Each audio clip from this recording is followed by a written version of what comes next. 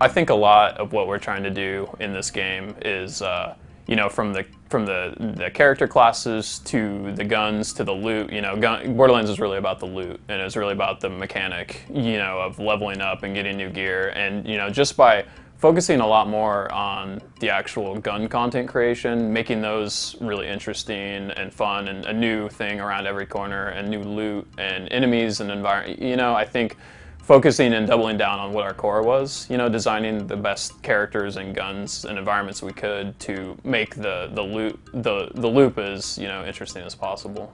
The guns this time around are so much better from a visual design standpoint, you know, from an interest, like they look different, they do different things, and you know, just I think that part, the loot, there's a lot more gear that's dropped, from class mods to shields to grenades.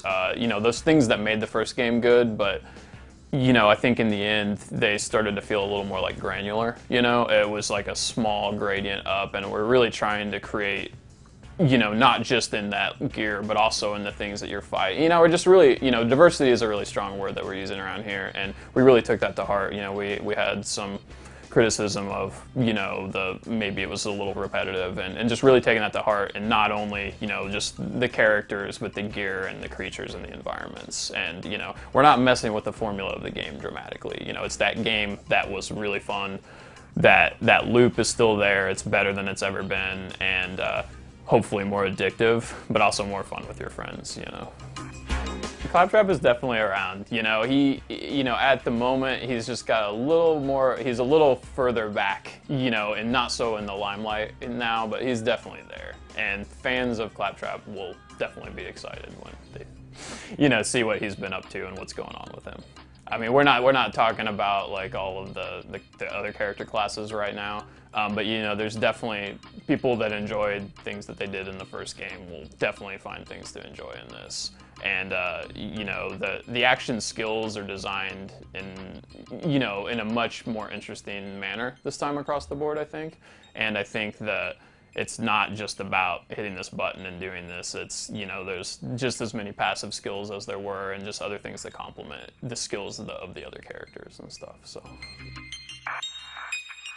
when you're doing a sequel, you don't want to make the same thing, but people expect they want the same game. So I think us, with the Borderlands style, trying to make sure that we're transitioning that into new environments, new characters and creatures, just making sure it feels like Borderlands, but doesn't remove itself so much that people are questioning, you know, what the actual, you know, game is now. We're really trying to make sure that it's more diverse, you know, so it's not that desert, you know, constant desert throughout the whole thing with a tiny little bit of snow. You know, each of the zones are very distinct, and they each have their own vibe and flair and creatures.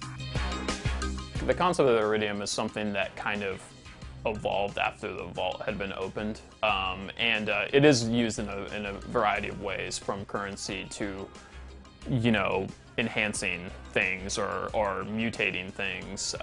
You know, in the extent that you're going to see it will be from really over-the-top extreme abusing of it to something that's a little more refined and manufactured, you know, but it plays a really big role in the game.